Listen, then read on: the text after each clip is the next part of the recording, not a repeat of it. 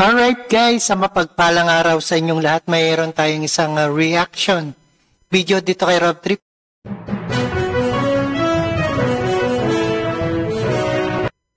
Alright guys, sa mapagpalang araw sa inyong lahat, Presidential Communication Office o PCO, Under Secretary Palace President Officer Attorney Claire Castro holds a press briefing with the Malacanang Press Conference sa MPC on March 25, 2025, no? Alright, PCB briefing with the MPC, Malacanang Palace. Alright, panoorin po natin yan and let's get it on. Alright.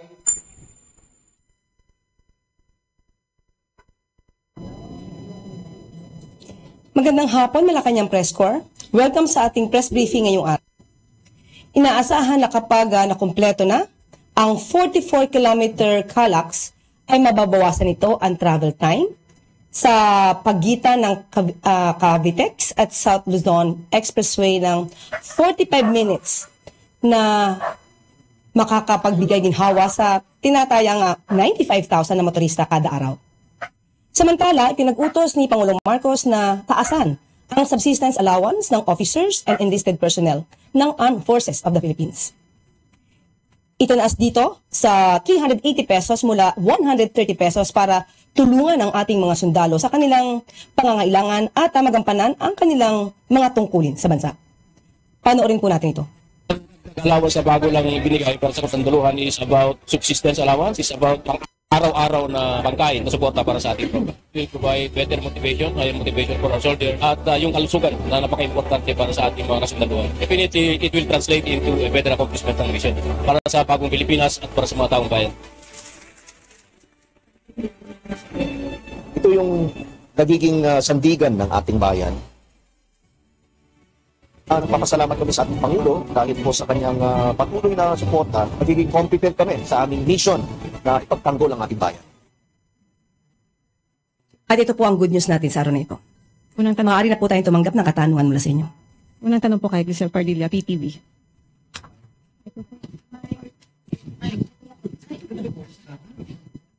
Good morning po, Yusek. Yusek, how does the administration anticipate the reduced transport time from Cavitex to SLEX impact food prices, particularly rice from Calabarzon and other essential goods? Thank you. Well, anyway, if we can reduce the travel time, it will definitely also reduce the fuel consumption. And it will benefit all travelers and also those that will transport. Ikalawang tanong kay Tristan Nadalo, Newswatch. Hi, Yusek. Good morning po. Morning po. Okay, Yusek, sa isang interview po kay ICC spokesperson Fadil Abdallah, he thanked the Philippine government for showing commitment to international accountability mechanisms, and they also urge all countries, including the Philippines, to join or rejoin the Rome Statute. So how does Malacanang want to respond to this statement from the ICC spokesperson? Opo, nagpasalamat po sila sa ating nagawa.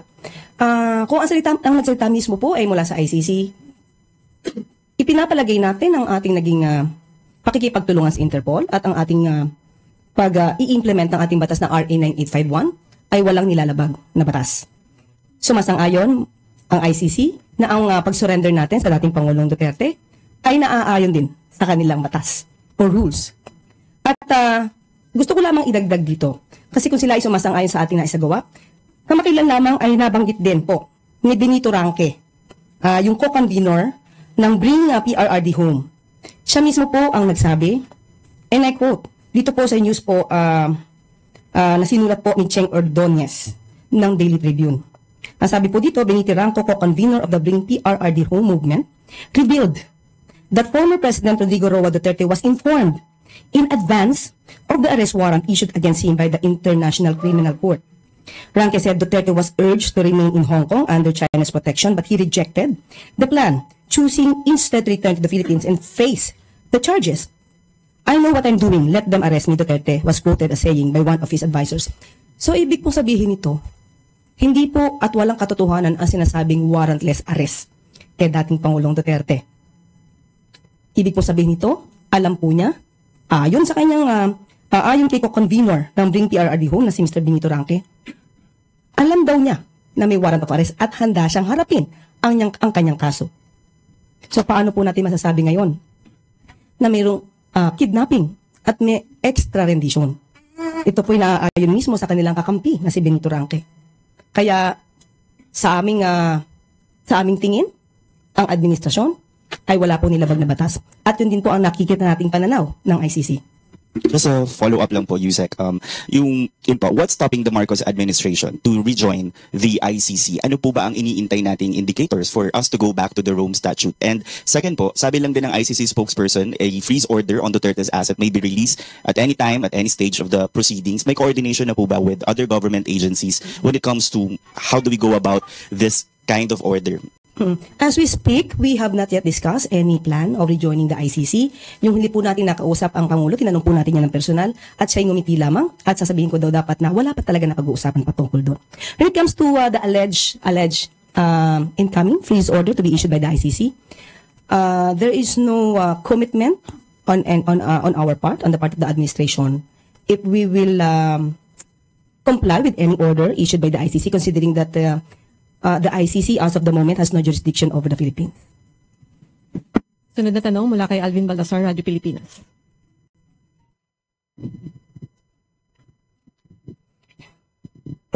Yusek, pwede pong baka masyado ring advance, pero kung sakasakali man na mahatulang guilty ang presidente, ano mangyayari doon sa benefits niya na tinatanggap as former president?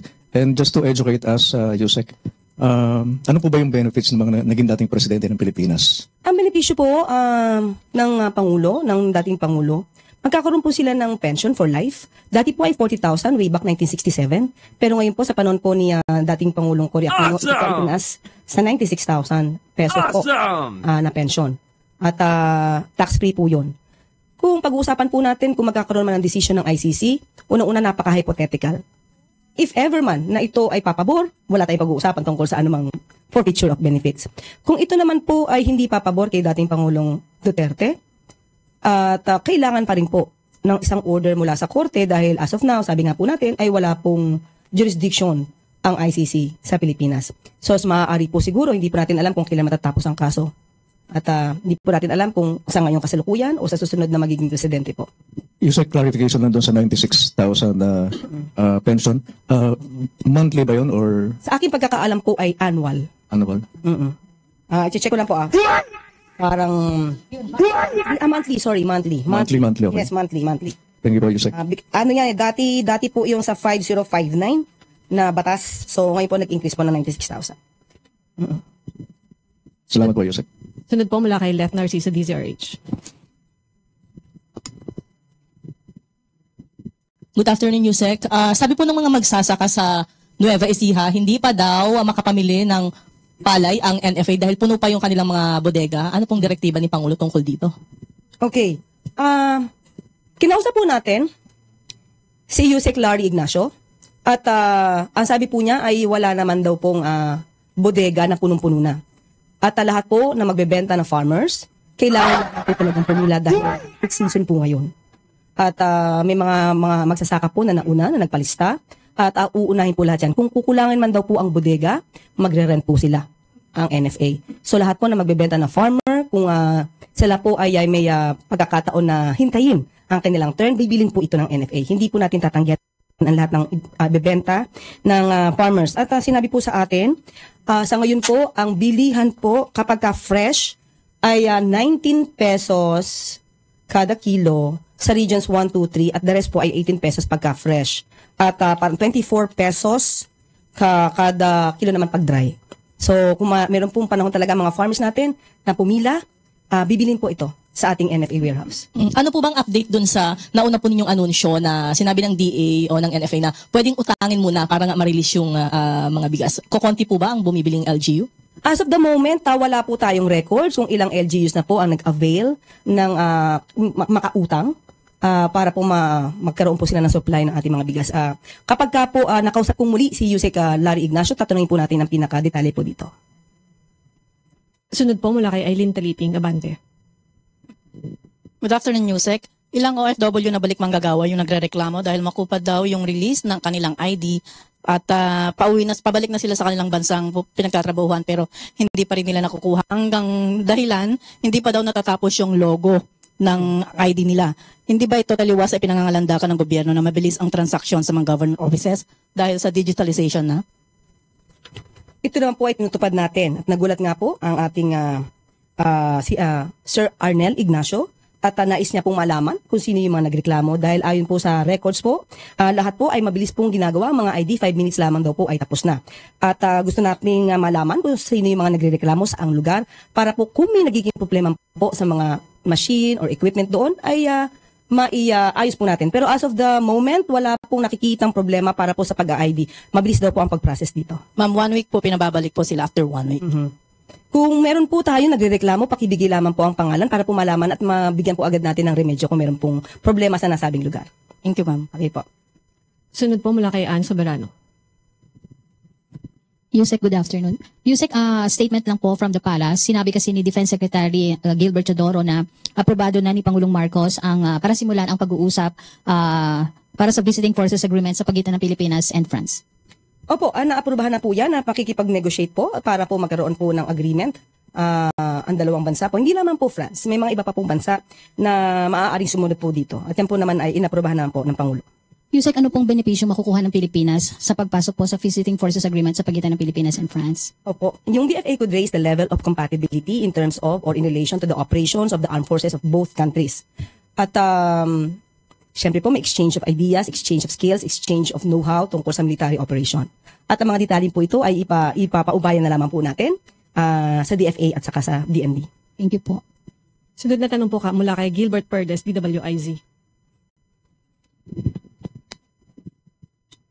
Magandang hapon po, Yusek. May nilulunsad pong global campaign, yung ilang grupo ng mga OFW po, particular yung Maisog Croatia sa Europa, kung saan ikakasa daw po nila yung Zero Remittance Week mula March 28 hanggang April 4. Parte daw po ito ng kanilang kampanya para po maibalik sa bansa si dating Pangulong Duterte. Ano pong reaksyon ng Malacanang dito, lalo na't may potential po itong epekto sa ekonomiya ng bansa at syempre malaking parte po ng GDP ng bansa ay mula ho sa remittances ng mga OFW.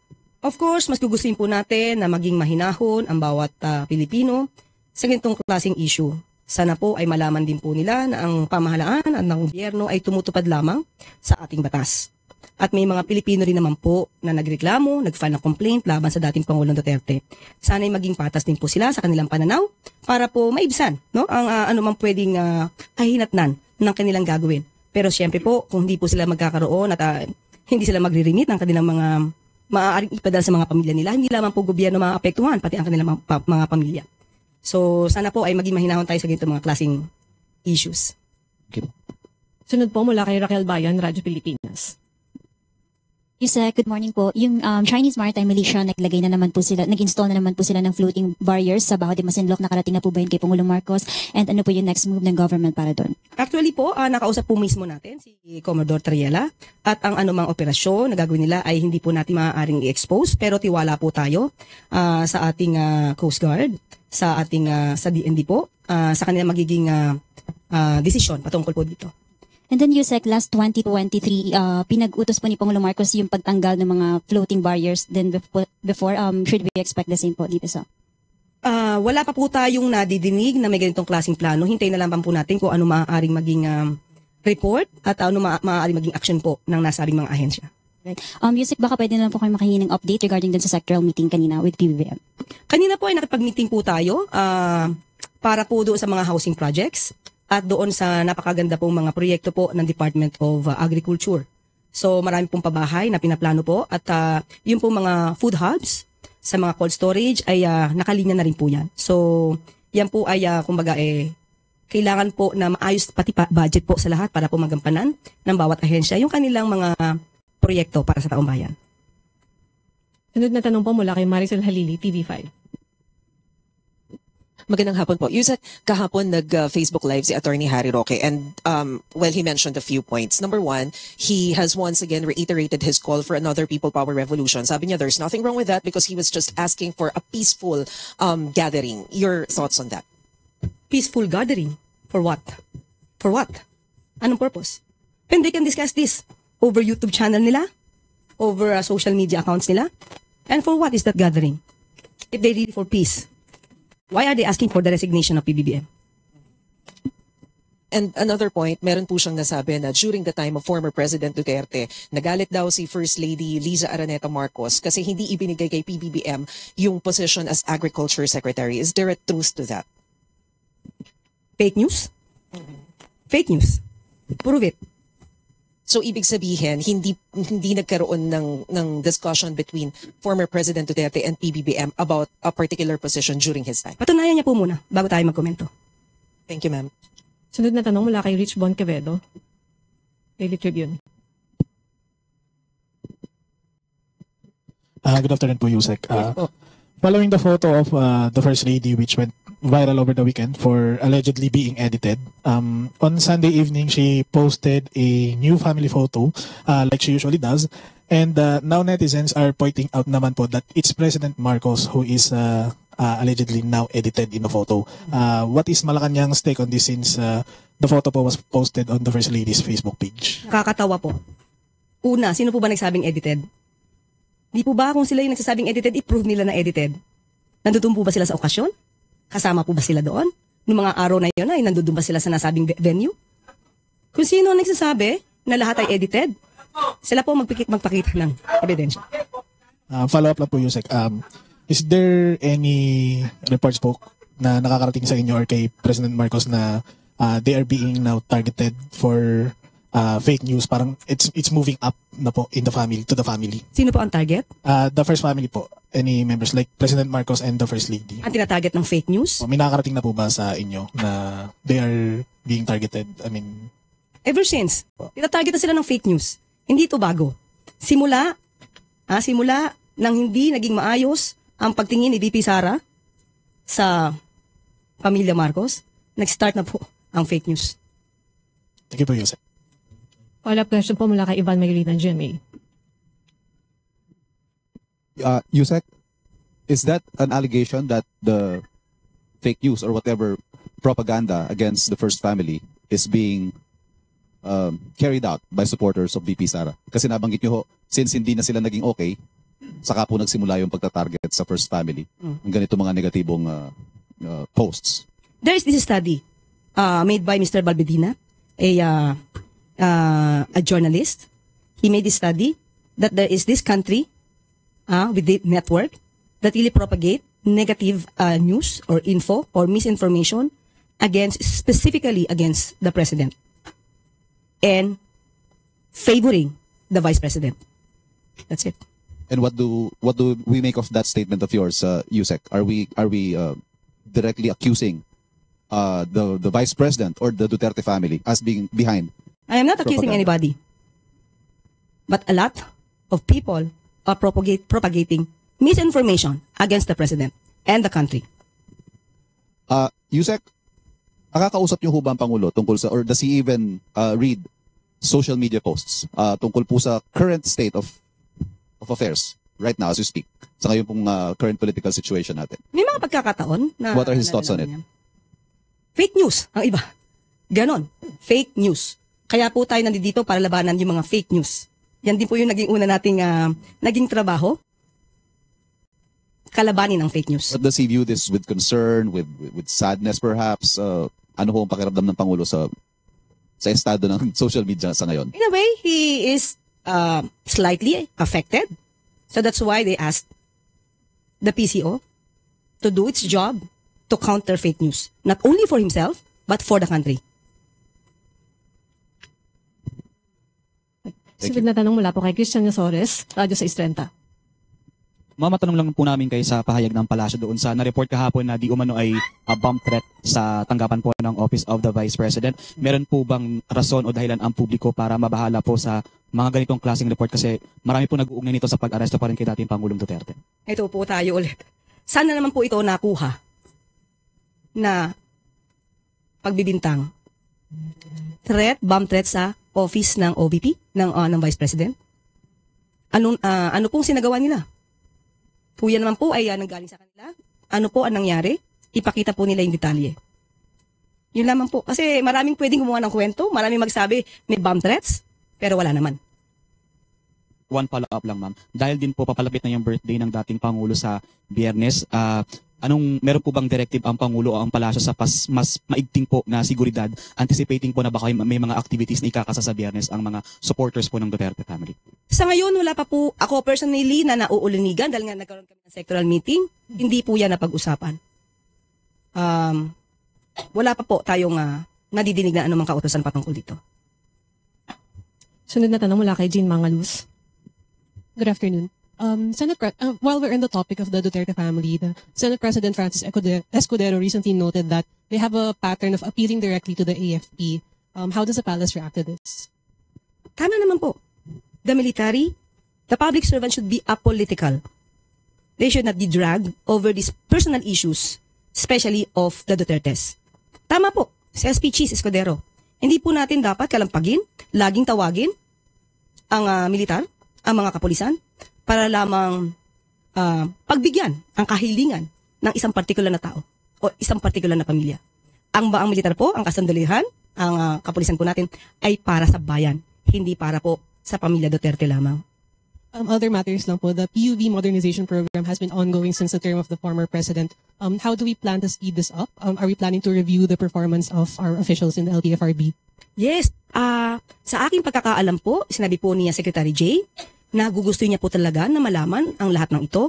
Kung may mga katotohanan po ba, yung mga nag-consolidate na po, ang mga numero po ito ay dapat din po malaman ni Secretary Jay. Para po kung ano man ang maging problema o issues, hindi lamang po para sa commuters, para po sa mga jeepney operators at drivers, ay matugunan po agad-agad.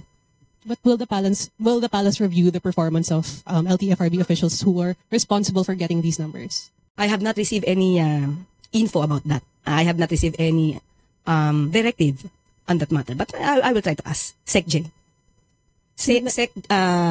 Secretary Vince Ruiz. Tama ba? Vince Dizon. Nagkabaliktad.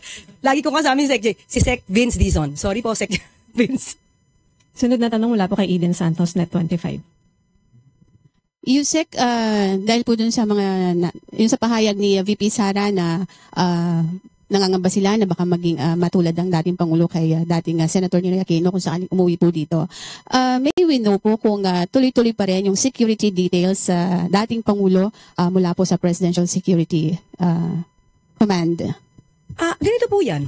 Nung umalis po siya, meron siyang preferred security. Nung dinala po siya sa ICC, sa The Hague. As of the moment, hindi na po natin alam kung anong ipinag-uutos ng ICC patungkol sa kanyang security. But meron po siyang kasama nung siya po ay umalis. Hindi po naman yan tinanggal. Yun pong kay Senator Bato, meron po bang reaksyon ng palasyo na parang sabi na tinanggal na daw yung security details sa kanya kay Senator Bato? Nasaan po ba kasi si Senator Bato? Nakikita po ba natin? Hindi ko po alam. Sorry po. As of the moment, hindi ko po siya nakikita. So paano natin siya mabibigyan ng seguridad kung hindi po siya nagpapakita? Sabi po niya pagdating niya sa kanyang kung saan man siya nagpunta, pagbalik niya wala na daw po sa kanilang sa place yung mga security detail. Pinag-report na daw po sa kanilang mga unit. Baka kasi po nawala po siya. So hindi naman pwedeng tumambay lamang po yung security nang wala po siya. Siguro po pagka siya nagpakita po, hindi naman po yan magiging problema. Thank you. Huling tanong po mula kay Christian Yosores, Radyo 630. Ma'am, meron na po bang mensahe, birthday message po ang Pangulo kay former President Duterte on Friday? Ako po may mensahe. Kantahan natin ang happy birthday. Yun lang po. Siyempre birthday po yun. Kailangan po maging maligaya ang taong nag-birthday at wini-wish po natin siya ng happy birthday. Salamat po. Yun po. Ang presidente po, wala pa po ba? Ipapaalala ko po sa kanya na birthday po ni dating Pangulong Duterte sa March 28. Baka po hindi niya po natatandaan. Salamat po. Okay. Doon po sa batas na RA 5059, lumalabas po kasi na 40,000 ang pension kada taon. Yes, that's 1967. So niraise lamang po siya sa, kung di ako nagkakamali, is 96,000. Yun lang po ang nakita ko at i-double check natin kasi ang napalitan lamang po yung amount. Kung yung monthly or yearly, aking pong i-double check. Kasi panahon din po yun ni dating Pangulong Cory. Siguro yung halagang 96,000 ay malaki pa po. Bata pa po kasi tayo nun. Wala pa po tayong mga muwang. Okay? At dito po nagtatapos ang ating briefing. Alright guys, ay napakinggan at napanood po natin ang ating reaction video ni Rob Trip.